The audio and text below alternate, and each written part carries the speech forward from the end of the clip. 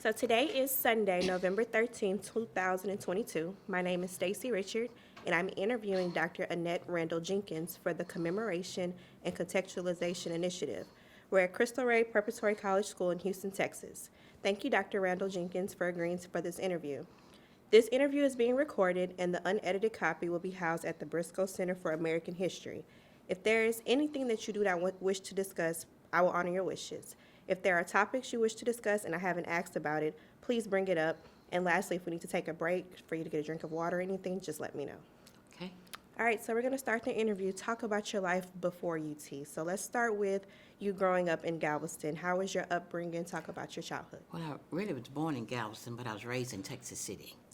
And I went to, at that time, we were segregated in the Lamarck Independent School District. And we were supposed to be separate but equal, which was not true. And I went to Woodland Elementary School, and then after completed the elementary school, I went on to Lincoln High School, where I graduated from. It was the only black high school in Texas City at the time, or West Texas City at the time. And I was very active in high school. I was in the National Honor Society because I was always studying in the books. And I was a member of the cheerleader, traveled with the football boys. But most of all, I was a little bookworm at that time. And at one time during the posting of the honor roll, I was the only student that made straight A's in the entire high school with over 600 students. And my father was very proud of that. But my father was instrumental in my sister and I being high achievers because he went into the service. Then after that, he attended Texas Southern University. So he always pushed us to study. And a lot of my classmates, friends, and family, they said, we didn't know you were around though because we never saw you. Where were you? I was always in those books. And I always wanted to be a doctor. I wanted to be a pediatrician. So I studied really hard and kept my grades up, and I graduated number 2 in my class, very neck and neck with the valedictorian. And I was one at the time to, with my siblings, to instill in them, high marks in education. So my mother had 9 kids. One died early, about 6 weeks. And my younger sisters and brothers, I was the first to become a college graduate in my family, but I also encouraged my other sisters and brothers to attend college, and they did, along with my nephews and nieces, and they have done quite well.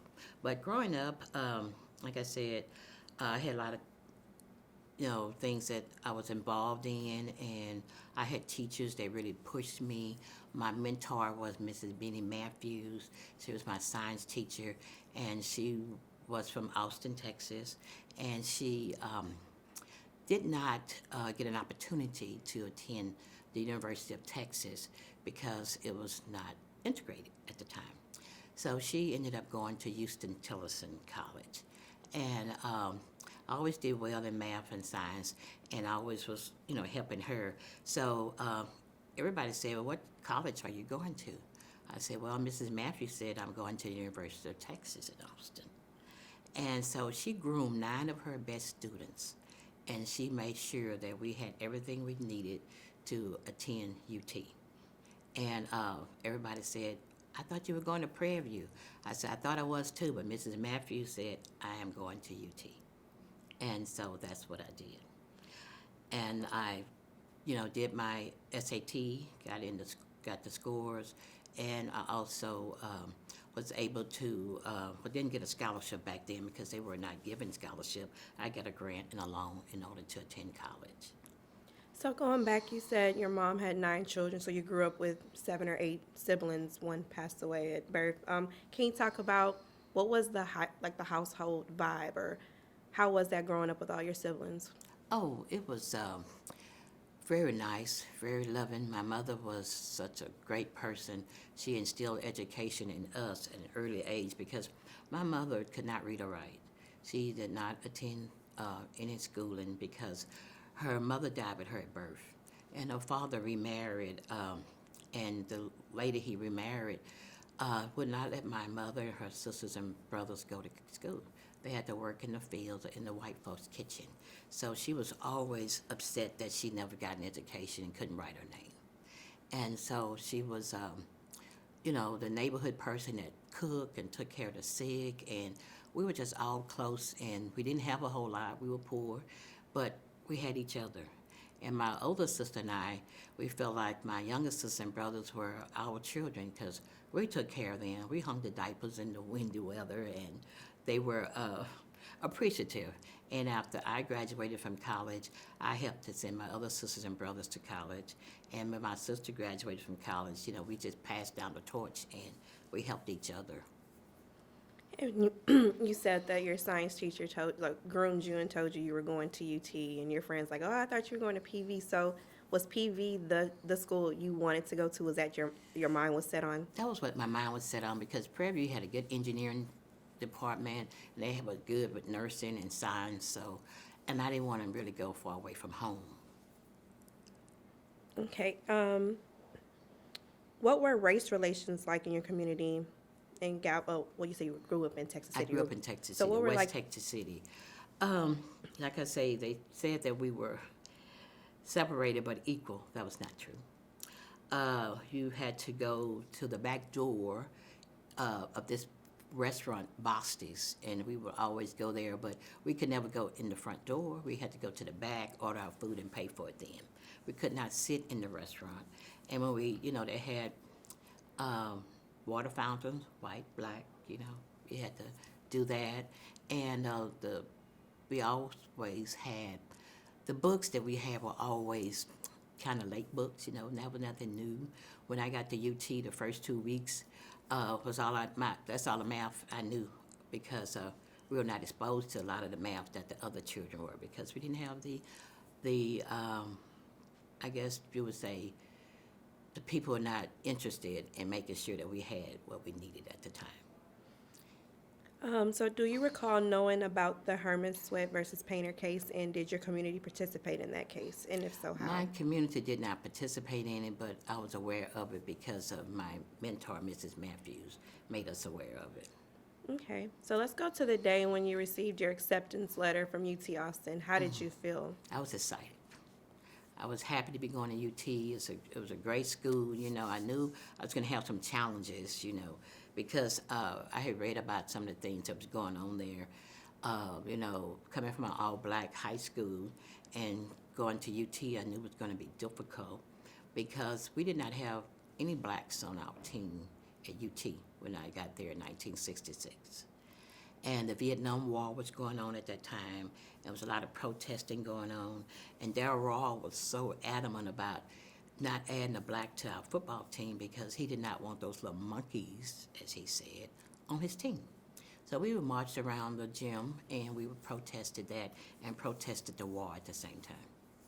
So going to UT, you already had in your mind what you wanted to major in, or did you kind of figure out when you got to the 40 acres? Well, I kind of in my mind knew I wanted to become a doctor, and that was my intent.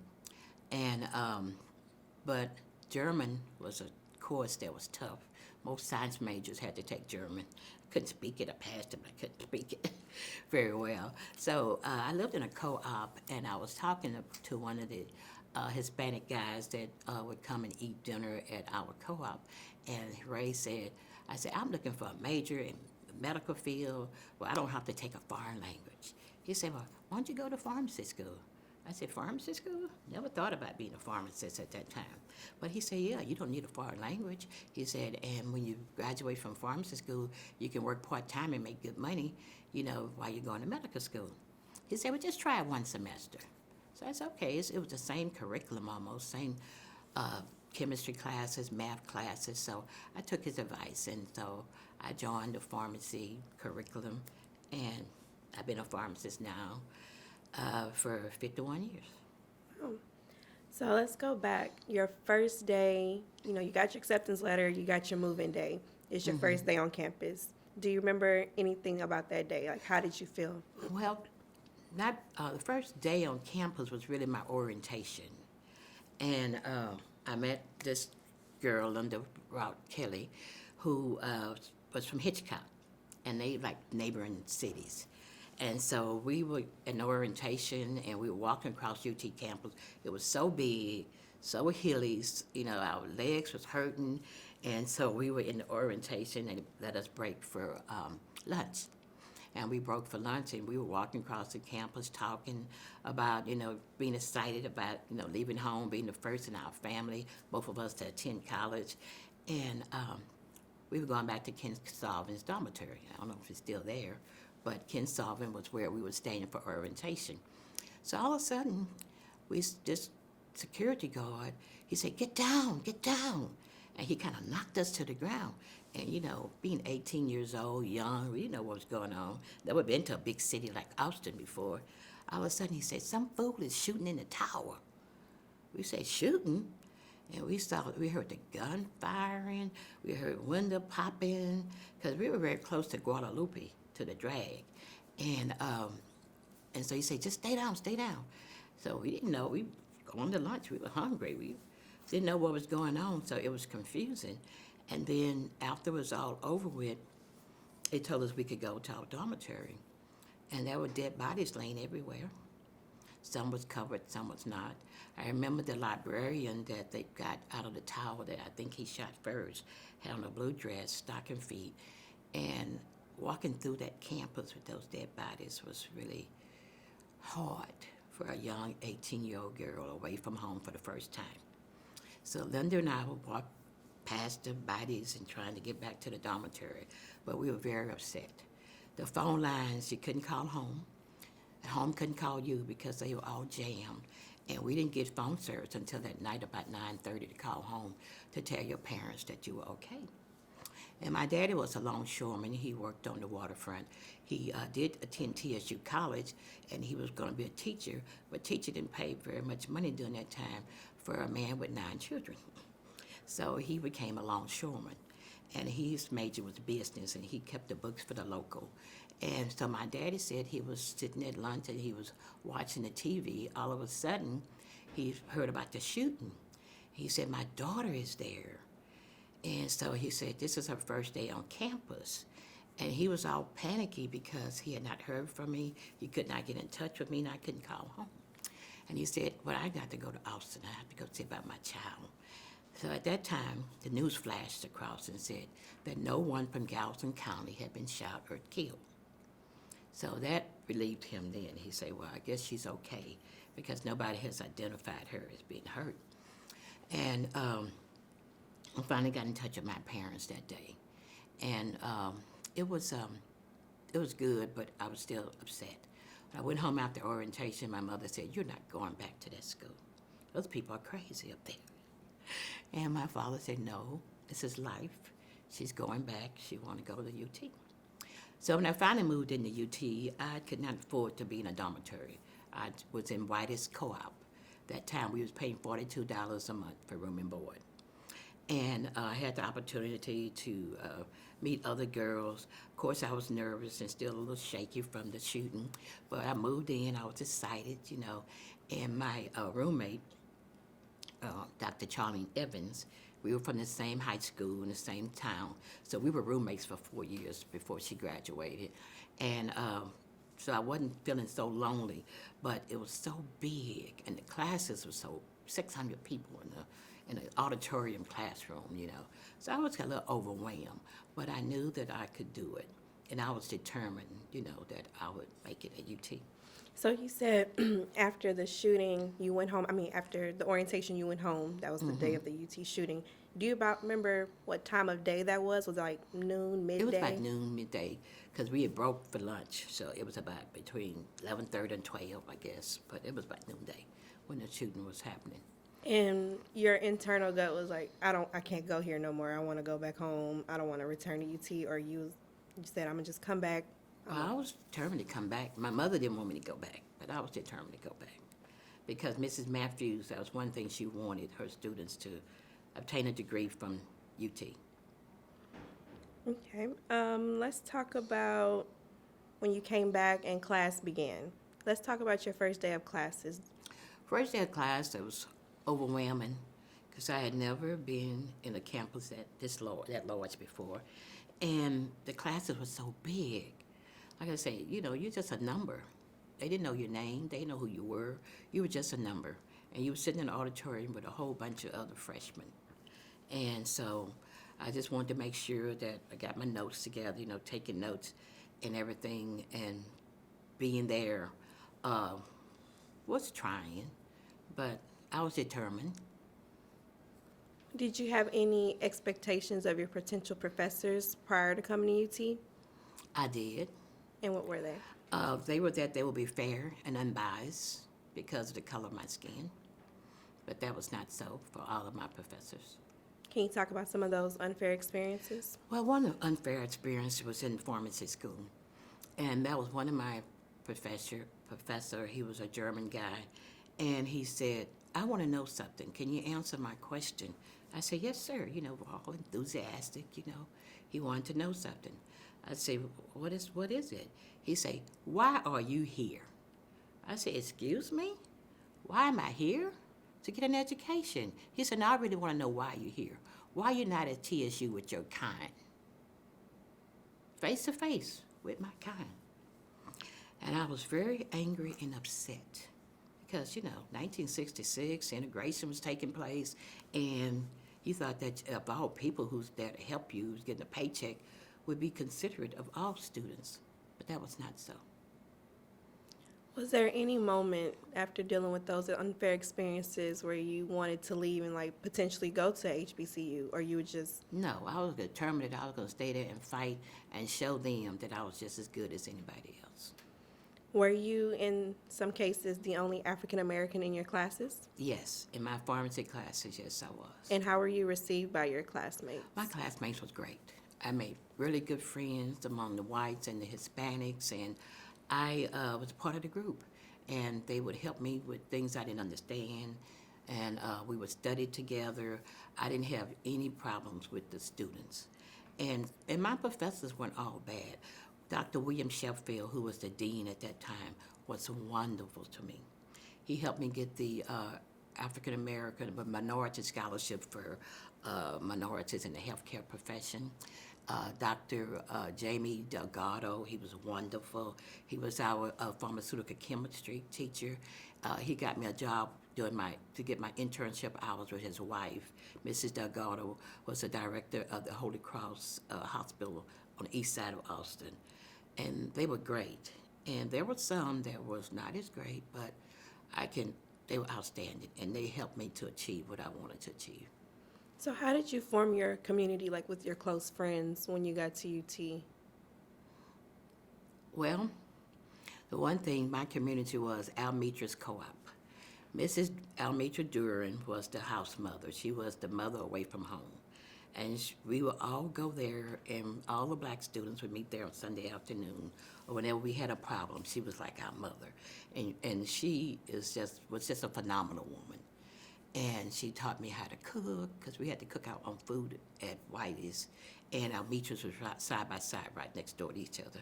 So Mrs. Duran was just a positive influence, and she was an encourager. She was someone that you could talk to, a confidant, And if we didn't have that, that would have been very difficult. But all the black students would always go to Almetria's Co-op. Talk about, so you said your first year you lived in a co-op. All my years. All I lived in year? a co-op. So what was your experience? How was that, living in a co-op? It was fine. I didn't have any problems with the girls. We had more white co-op members than we had black, but we were fine. We didn't have any issues because we had to do our own cleaning and everything. So I was a good cook coming from a large family. So they would do my cleaning and I would do the cooking. So I would try recipes, and I didn't have a problem with the co-op. And like I said, we had several blacks, and my roommate and I, we were so close because we was from Lamarck and we had the same upbringing that we were always together. And then we met Mrs. Kelly, Linda Rout. She wasn't married at the time, and she was part of our group. We had our little group that we stuck together with, that we studied with, that we consoled when things got bad, And I do remember telling my father about the guy who told me why I was not at UT with my kind. And I said, I was so angry, I wanted to really tell him off, Daddy. He said, "You can't do that, honey. When you got your hands in the lion's mouth, you got to ease it on out." you needed that course to graduate. He said, some things you're going to have to take. He said, back when I was growing up and we were on plantations and farms and stuff, we had to do things. He said, we just had to take it because the end result is what you want. My daddy was a very wise man, very smart guy, and he encouraged me to stay there in spite of all the stuff that was going on. Aside from the professor telling you why are you here, can you recall any other racial experiences you dealt with on UT's campus? Yes, on Sunday afternoon, the co-op didn't cook Sunday meals, and we had to go and buy our food. There were certain places on the drag that would not serve black. There was a restaurant that we could not eat in. And there were places on the drag where we would go shopping for clothes, and they would follow us around like we were shoplifters or we were criminals. And that was unsettling, to me. Because I thought they would be more progressive, especially in the stores and on campus with the restaurants, but that was not so. But the Student Center was a welcome sight, and going to the campus church was fine. And so the co-op was at the latter part of the university back there where Kinsolvin is, if I'm Yes. right across Kinsolvin On and Whitus Whitus. Avenue. So how far was that? Like, how far of a walk was that from your classes? Was it pretty far? Pretty far. And Pretty far. Did they have the shuttle service or any kind of? They had the shuttle service then, but a lot of my classes were science classes, so I had to walk to the science building to have my classes. I tell you, your legs really got developed because your calves was always hurting because it was so hilly. I came from a flat area, but we made it through. So what did you and your friends, the community you built on UT's campus, what did y'all do for fun? Well, we would go to, they had the fraternity, A-Phi A, Alpha Kappa Alpha, not the fraternity, A-Phi A. And so we also had the AKAs, the Alpha Kappa Alpha. So we would get together, the Alphas had a fraternity house, we would go to the parties there, and we would all bind together because they were both black organizations, fraternities and sorority. Okay, and so what was the role of the church during your time at UT? Well, the church was fine. I didn't get any racial tensions from the church. They were welcoming and they were encouraging. But there were times where we did go to you want to go to a black church, We would go to the church on the east side of Austin to attend black churches. Did you ever venture off of campus into like the Austin community and build like with the black community in Austin aside from UT? I did. I worked at Holy Cross Hospital, and I also worked at the Texas Education Agency downtown. And I would, see people and mingle with people. And we had a great relationship with Houston Tillotson College. They would come over and visit with us on campus, and then we would go there when they had certain things going on, because at that time they were completely all black at that time.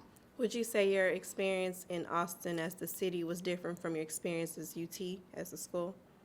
Yes. So can you talk about how did you feel as a black person in Austin, like this the state capital of Texas? How did you feel venturing off of campus and kind of merging into the Austin culture?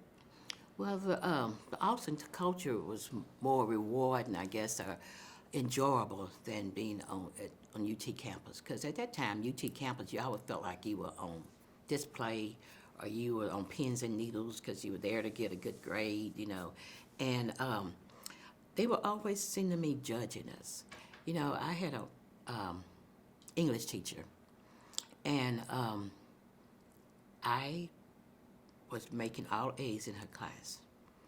And when I got my grade back, I made an A on the phone. I got my grade back. I was looking for an A. I got a B+++.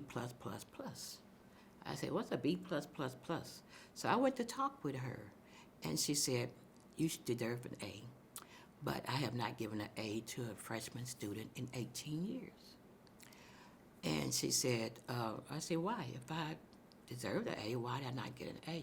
She said, because all of the freshmen who got A's would have placed out of my class. If you had taken advanced placement and you was that great in English, you would have placed out. So I looked at her. I said, well, that may be your rationale for not giving me an A.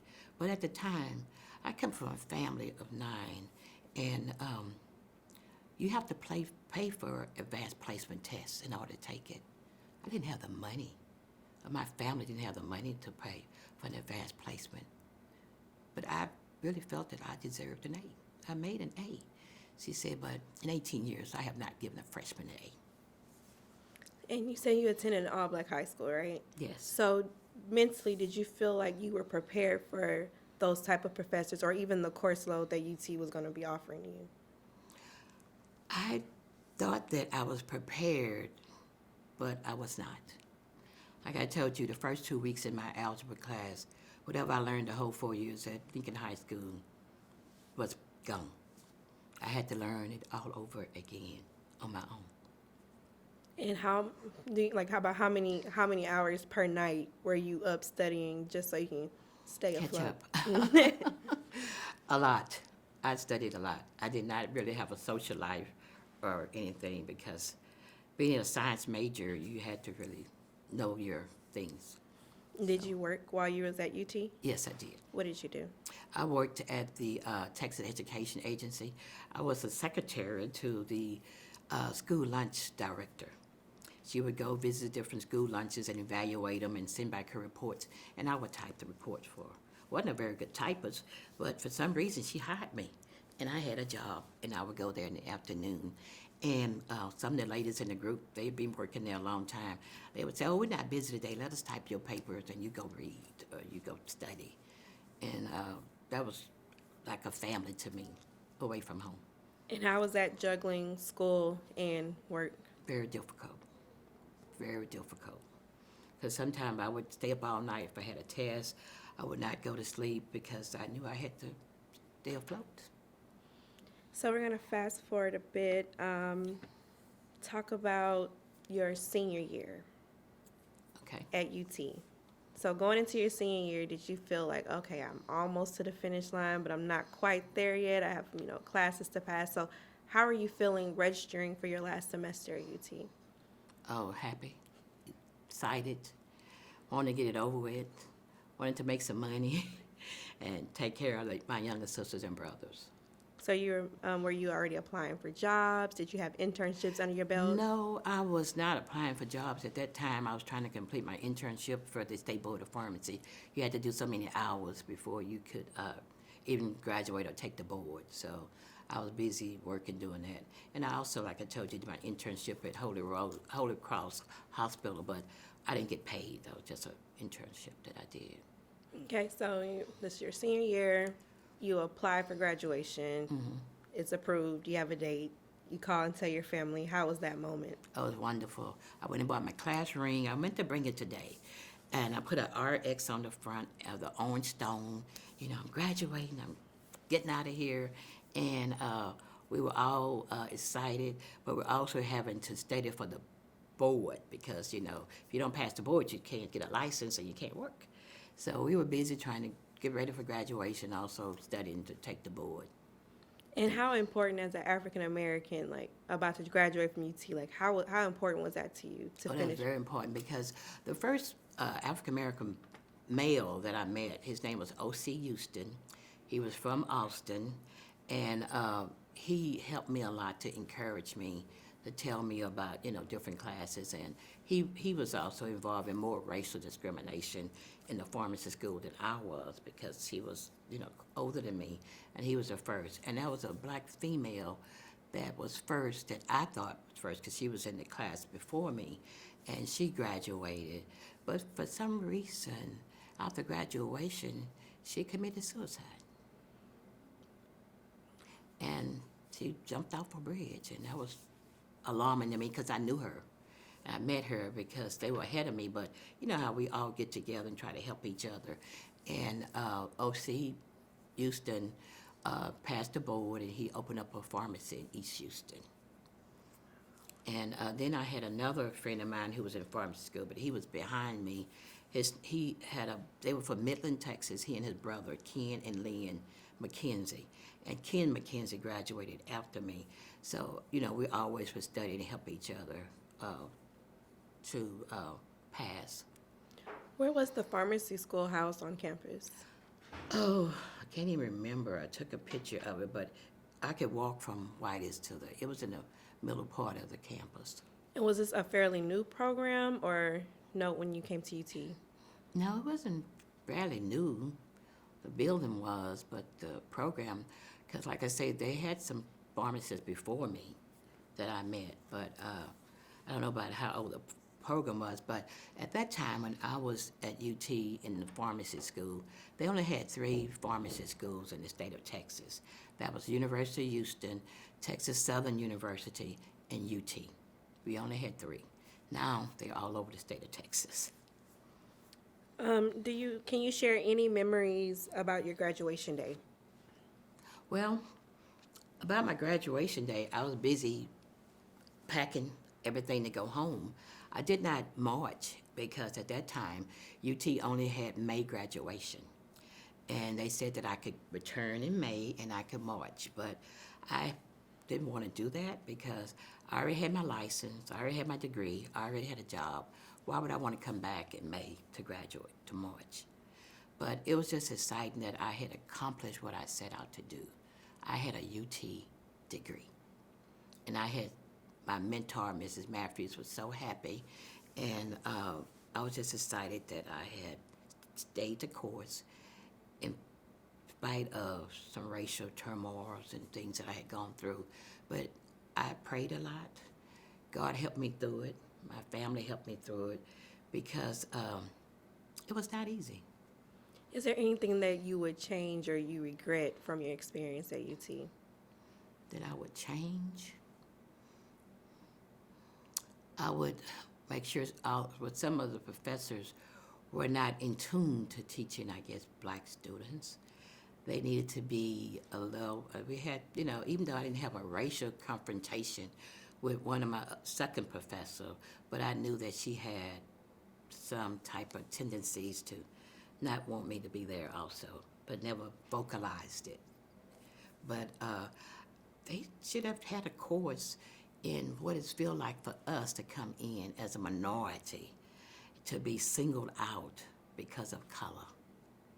And I'm sure coming from, an all-black high school and community, this was probably your first encounter of Yes. racism when you entered the campus of UT.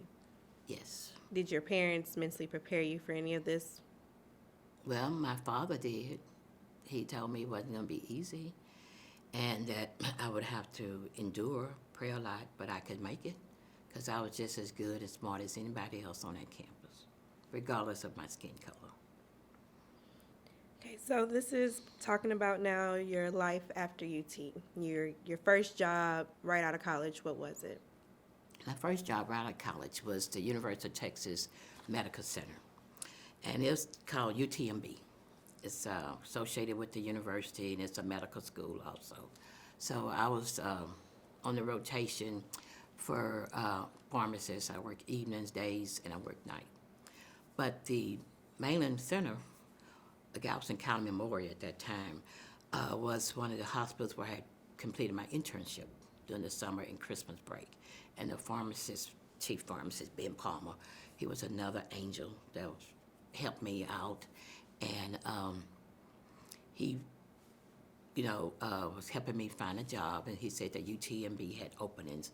So UTMB is where I went for 3 months. And then Mr. Palmer called me, and he said that I have an opening. One of my pharmacists is leaving, so would you like to come and work for me? And he was a very Catholic Christian man, and I love Mr. Palmer and his family and his wife. They took me in, and they were like family to me. And so he gave me my first job, and I was the first black pharmacist hired at that hospital. How did that feel? It felt a little strange because there were some people that did not want me to wait on them. There were some nurses that would come down and only ask for the 2 white pharmacists.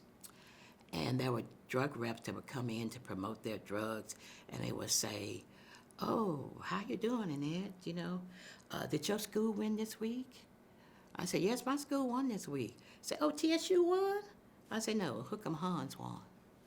And so one night I was working evenings because Mainland was about a 5-minute drive from my home. And I didn't have to go 15 miles to UTMB anymore in Galveston, so I took the job there, and my sisters all worked there. So all 4 of us was there. And when my boss, Mr. Palmer, was not there one night, and one of the nurses came down, she wanted some narcotics. And so she said, where's Ben or Nancy? She always asked for them by name. I said, I'm sorry they're not here. Well, I need some narcotics. And I can't believe they left you in charge, a pharmacy technician. And I said, well, they'll be back tomorrow. So all night she had to go from floor to floor and borrow narcotics for her patients. And the next day she came down, she said, I want to talk to you, Ben. I just want to know why I couldn't get any narcotics last night. And he said, well, Annette was here. Pharmacy technicians don't give out narcotics. And so he said, she's not a pharmacy technician. She's a licensed pharmacist. She graduated from UT. And so did Mr. Palmer. He was a UT graduate. He said, Annette, why didn't you not tell that woman that you were a pharmacist and give her some narcotics? I said, Mr. Palmer, you know what they say when you assume? What does it do? Makes a fool out of them.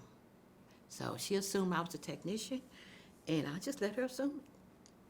And he said, well, I had to tell her that you're a pharmacist. I said, well, thank you. But, I faced that, and I faced different doctors, that did not want me to help them. And the administrator called on me one day because he said, my doctor is upset, and he came down here to talk to me about you. I said, excuse me? He said he needed some narcotics, and his nurse came down, and you would not give him any narcotics. I said, no, sir, I would not. He said, why? I said, because he had 100 showing on her balance sheet, and she said that she had used all her 100 fentanyls up. I said, and she had no documentation on the sheet, who she gave them to, who wasted it with her. And so she said, well, you should have gave it to her, because here comes the anesthesiologist, he's all upset. I said, let me tell you one thing. She knows that when y'all give the patient the narcotics, you have to document it on the form. And the nurse has to sign. If you have to waste it in narcotics, it's a double check system. They have to sign. I did not make the rules. I only enforce them. So if you'd like for me to call a DEA for you, the Drug Enforcement Agency, I would be happy to do so. So I got called on the carpet for doing my job. And he went back up there. And my sister was his secretary for the pain clinic. That little pharmacist down there. And our sister say, what did my sister do this time? She wouldn't give the narcotics. He said, well, did you have the paperwork filled out? No, we were going to do that later. I say, well, I told my boss, I said, I worked too hard for this license. I'm not about to lose them for anyone. And so they knew that I was going to follow the rule, and I was going to do what I needed to keep my license so I could pay my bills and feed my family. And that's what I did. I can only imagine, mentally preparing yourself to go to work to deal with that. It was probably draining. So what kind of coping mechanisms did you do to prepare yourself to go to work to deal with these? Much prayer. And I was, I guess I was an encourager to the other black people, because a lot of them worked in the laundry, environmental service, cleaning. They worked in the dietary department. And to see me as a pharmacist, they were so proud of me. And I was so encouraging to them, because I would help them fill out their forms for their insurance, for their 401k. They would always come to me and ask me questions about, what you think we should do about this and that? What you think we should do about this? So to them, that was a reward. It made it worth it in the end. It made it worth it. And how long were you at this job? I was at this job for 9 years. And then after this, you went? I went to Danforth because when Mr. Palmer left, They got another guy in that was my boss, and he was not right. He put all the work off on me. I did not get paid for doing his job. There were times that he should have been there and he was not. So because of him, I resigned. And I did not have another job to go to at that time, but I got fed up with the racism and everything. You know, our people couldn't even eat in the cafeteria at that hospital when it first was open. They had to go to the back loading dock and eat lunch and stuff. That was a pink pantry that they made hamburgers and stuff that you really couldn't sit and eat. We worked for the place, but the racism was still rolling in 1971. And after I left, I had a call from my friend Tommy Branson. He was the pharmacy director at Danforth in Texas City. He said, I called for you because we always would loan each other drugs. You know, when they didn't have something, they could borrow it from us and pay us back or whatever. And he said, I didn't know you had left. He said, but I got an opening for assistant director. Do you want to come work for me? He said, the job is yours. I hadn't filled out an application. I hadn't done any type of, health tests or anything. He said, the job is yours. Start Monday. So I started Monday at Danforth. I was assistant director, filled out my forms, and Tommy was a nuclear pharmacist as well as a pharmacist, and he decided he was going to move. So he said, well, you can have my job. So anyway, I had a real good CEO at that time, Harvey Shapiro. He was so great to me. And he said, Annette, you want to be the director? So let's see how much we're going to pay you. I said, you want me to be the director? He said, yeah. And so I was there until we bought the Mainland Hospital, and we all moved back to where I started, at Mainland Center Hospital. And I became the pharmacy director there, the first black pharmacy director there in history of the hospital. And I worked there till I retired in 2014. I worked a total of 42 years as a pharmacist. To be the first black pharmacy director in a hospital holds a lot of weight. So Yes. how was that, filling those shoes, going every day? It was tough. But I was delighted to be the pharmacist director, and I was delighted to let them know what I could do if they only gave me a chance. And they did. Did you deal with any disgruntled employees that you may have hired, or any coworkers? Like, did it get better over the years? It got better. Yeah. It got so much better. Yeah. And I know in between some time from you getting your first job and retiring, you had children, you got married. So where did all of that fall in? Well, I got married the same year I graduated from UT. I had been dating my husband, and we got married in December. I graduated in August, so we got married in December. And we were married for 5 years. We had one son, Calvin Parks, as my attorney's son. I always call him my little attorney. And after that, I was single for a while, and my sister introduced me to her brother-in-law. And that's my husband now today. 43 years we've been married. And we were always laughing about it. I said, well, that's your sister. She said, no, that's my sister-in-law. But we married 2 brothers, and I was still working at the same hospital. And I had another son, Michael, 1982. And juggling, my schedule with working, having to go in when people called in, and having to do, a lot of things. I just had my husband and my family to help me with my children. My mother kept my children for me and helped raise them, and my sisters and brothers. After I got my divorce, my baby sister moved in with me, and she helped me to take care of my son, who was 12 months old at the time. And when I would get called out at night or whatever, she'll be there with him. So that was a big help. We're a big family. We love each other, and we help each other. So your first marriage, was he a UT grad? Did you meet him at UT? No, I met him at Mainland Center Hospital. Oh. He was from Atlanta, Georgia, Griffin, Georgia. And he had come down with the medical examiner director. He was going to go to med school. And he did autopsies, and he worked in the lab at the hospital. And so that's where I met him when I was doing my internship at Mainland Center Hospital. And I know we talked briefly before the interview. You are a member of AKA, Yes, I am. and you crossed at UT. No, I did not. No? I joined the graduate chapter. Oh. When we were about to go over at UT, my daddy had a really bad accident. He fell and hurt his back. So he was having surgery the week of crossing the sand. And I had to go to see about my father. And so that's why I didn't cross over at that time.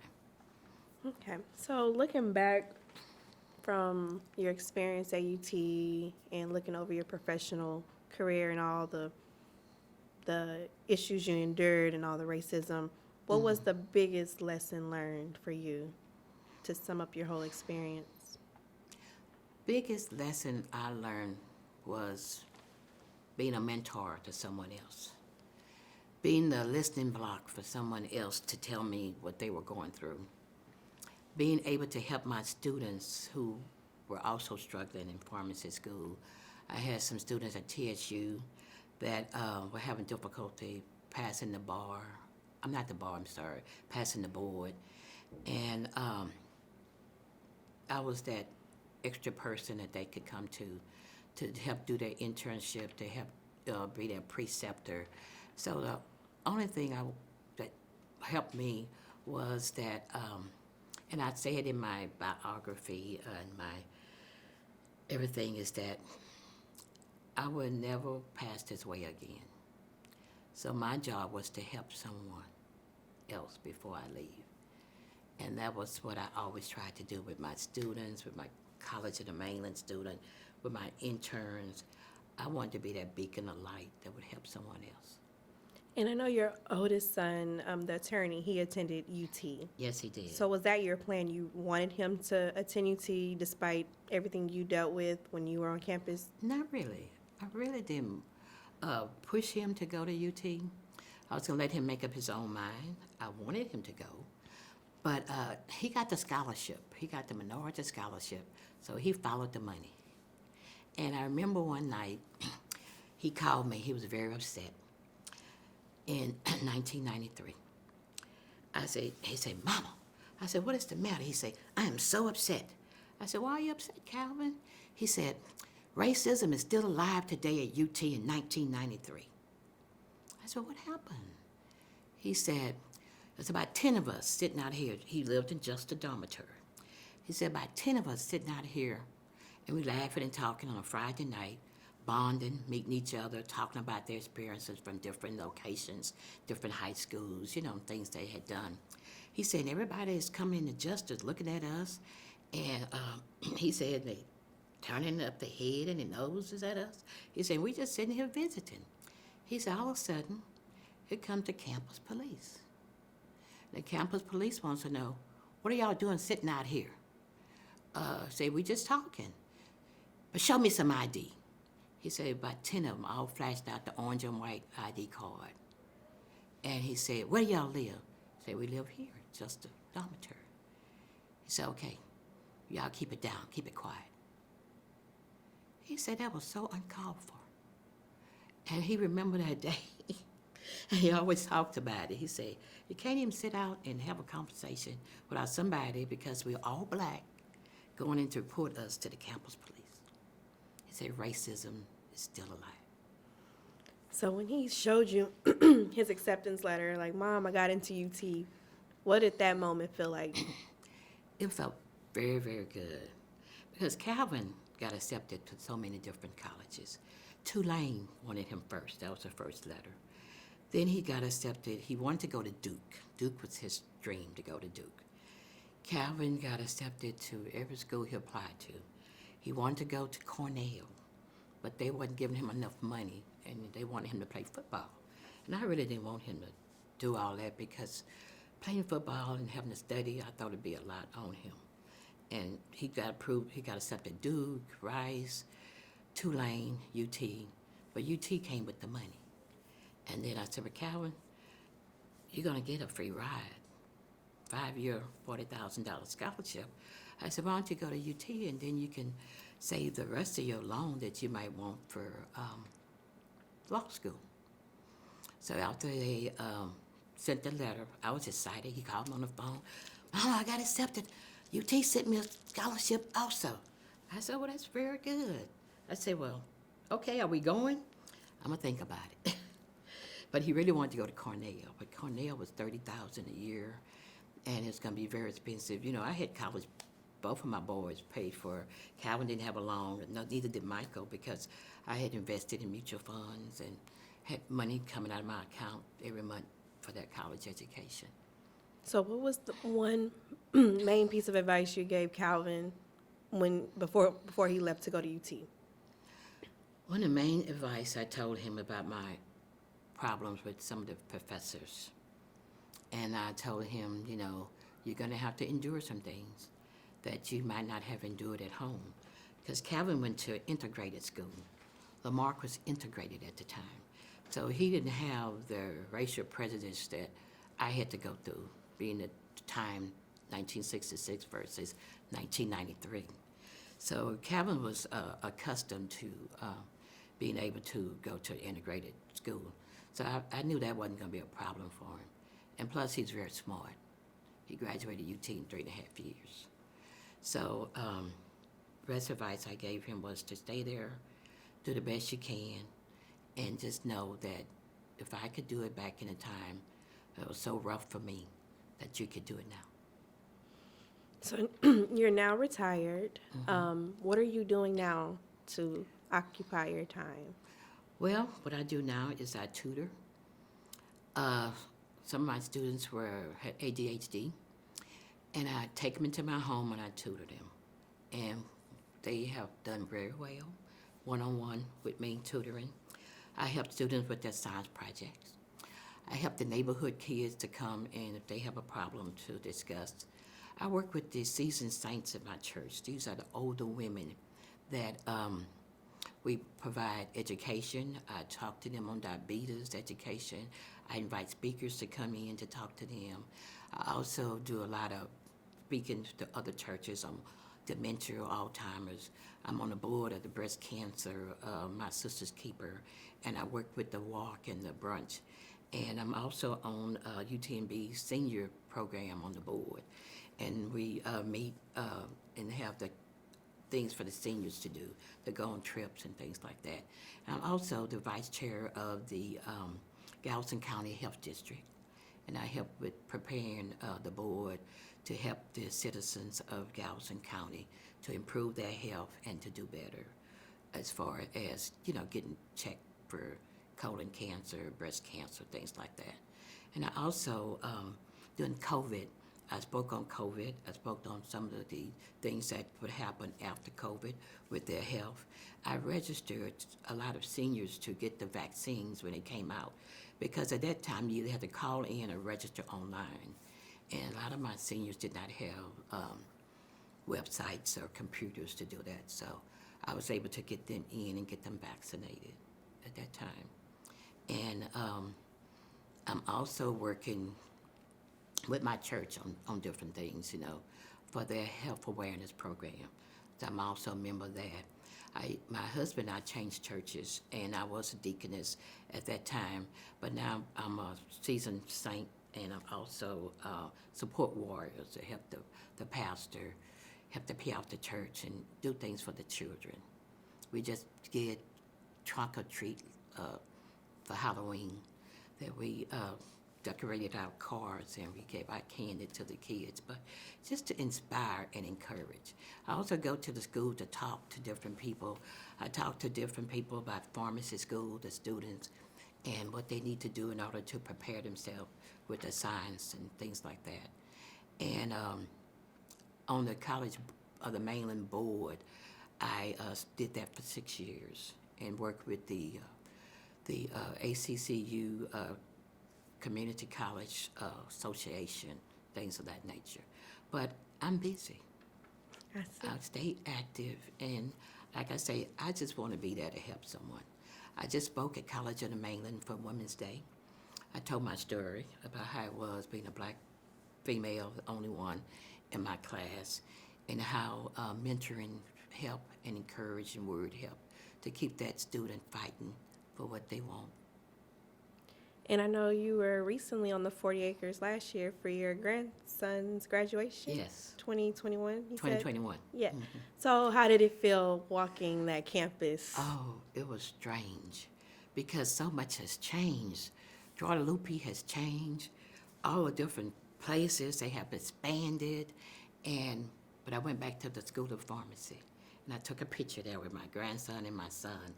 And it was just so heartwarming because, in spite of everything I went through at UT, that was a great time for me. I made many friends.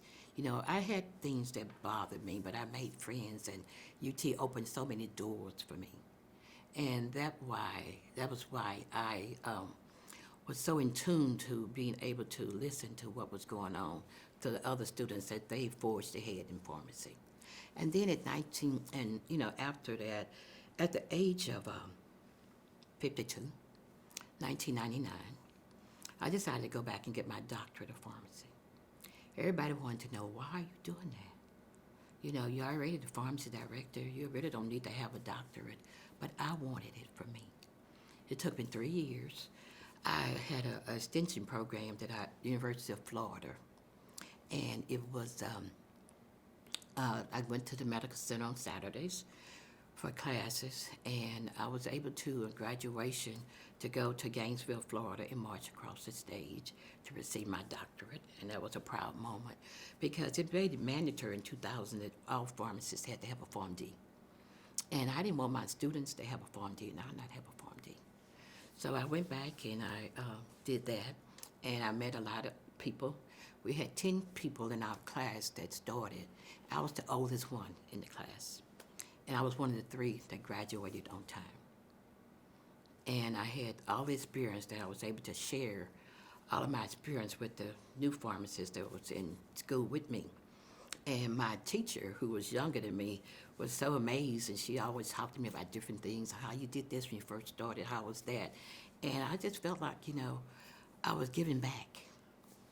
And that really encouraged me. And I was also able to have them come and do their projects at my hospital so I could sign off on them getting their Form D.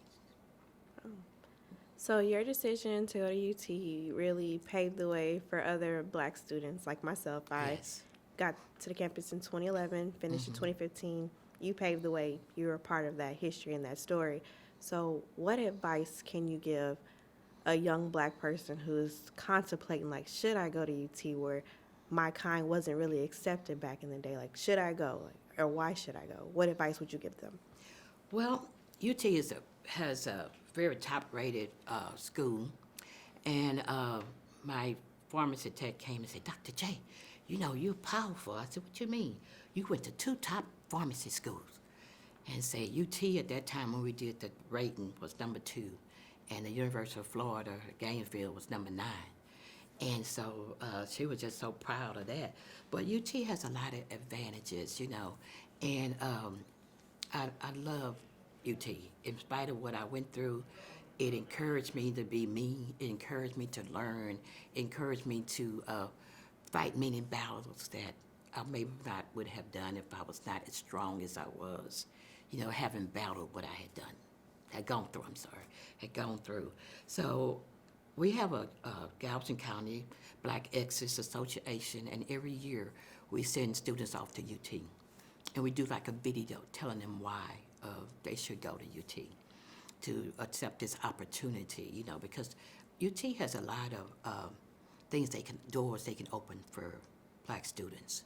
And my grandson saw that too, and he loves UT.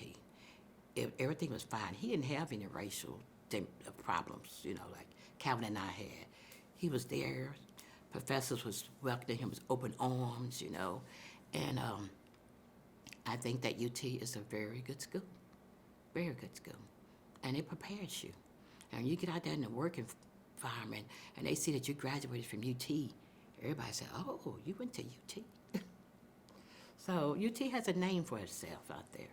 And I encourage my students. We sent some off last year, and we give them scholarship. We talk about UT, and everybody has a different perspective. Our mayor, Dedrick Johnson, he attended UT, and he was over the Black Texas Exodus at the time for Galveston County, And we promote UT because in spite of what we went through, UT made us better students and it made us stronger enough to compete in the world. So the motto is true. What starts here changes the world. Yes. Is there anything else you want to add that I probably didn't ask? Well, I want to say that even though people try to say that things are better, and things are better, but racism is still alive today. It's subtle. It's there in the job market. It's there in the political arena. It's there in our schools, for our children nowadays. It's just subtle. They're doing it differently. When I saw what was happening at the White House on January the 6th, it bothered me that, we supposed to have come so far, such a long time, we've been fighting and battling, and it's still here. And the shooting and the things that people are doing because of the color of our skin is still here. That the guy went to the prayer meeting and shot up a church. It's still here. When is it going to end? When can we be like, Martin Luther King and everything he preached about, When are we going to be that way? All colors, hand in hand, fighting, being equal. Will it ever come? So we still have to be vigilant. Even though we may have the job, I had a job that made 6 figures plus, we still have to be vigilant because people are still out there. And, in the schools, not wanting the black books, not wanting people to know about black history. That's our history.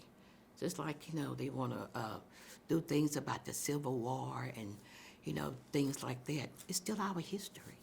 We went through all that. Why our children can't learn about?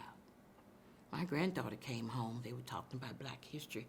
She said, Nana, why they want to treat us like that? Why? I don't understand it. And I had a talk with her and I told her about racism. And she was only in the 5th grade, but she wanted to know why. Why they don't want certain books in the library. What's so wrong with the brown people? She don't call us black people. She say, what's so wrong with the brown people? I said, Avery, it's nothing wrong with the brown people. It's just all the mentality of the people that we're trying to get across, that we have a right to be here. We have a right to good education. We have a right to good jobs. But until everybody starts teaching their children from birth, it's still going to be there. And that's what I wanted to say. Thank you so much for your time, and this is the end of our interview. Thank you. And thank you all for giving me the opportunity to come and tell my story.